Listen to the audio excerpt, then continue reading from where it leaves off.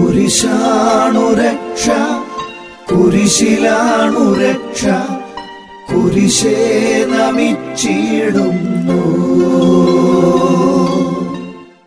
സങ്കീർത്തനങ്ങൾ 51:17.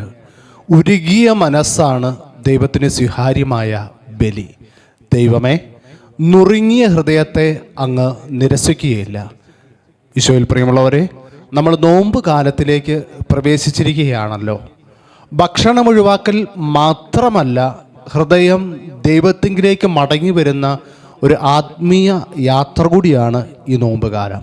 ഈശോ 40 ദിവസം ഉപവസിച്ച് നമ്മെ പഠിപ്പിക്കുക, ശരീരത്തിന് ഭക്ഷണം ആവശ്യമെന്നതുപോലെ ആത്മാവിന് ദൈവ സാന്നിധ്യവും ആവശ്യമാണ്. അതുകൊണ്ട് ഈ നോമ്പ് കാലം ഭക്ഷണം മാറ്റിവെക്കുന്നത് ഒന്ന് മാത്രമാകാതെ മനസ്സിനെ നവീകരിക്കുന്ന ഒരു വിശുദ്ധ അവസരമാക്കി നമുക്ക് ഈ നോമ്പ് കാലത്തെ മാറ്റാം. സങ്കീർത്തനങ്ങളുടെ പുസ്തകം 51:17 നമ്മളെ ഓർമ്മപ്പെടുത്തുക, ഉരുകിയ മനസ്സാണ് ദൈവത്തിന് സ്വീകാര്യമായ ബലി. നമ്മുടെ മനസ്സിനെ അല്പം കൂടി ഒന്ന് എളിമപ്പെടുത്തി അനുതാപത്തിൻ്റെ വഴിയിലൂടെ നടന്ന് ഈശോയുടെ സ്നേഹത്തിൽ ആഴമായി വേരൂന്നിയ ഒരു നോമ്പുകാലമാക്കി നമുക്ക് മാറ്റാം.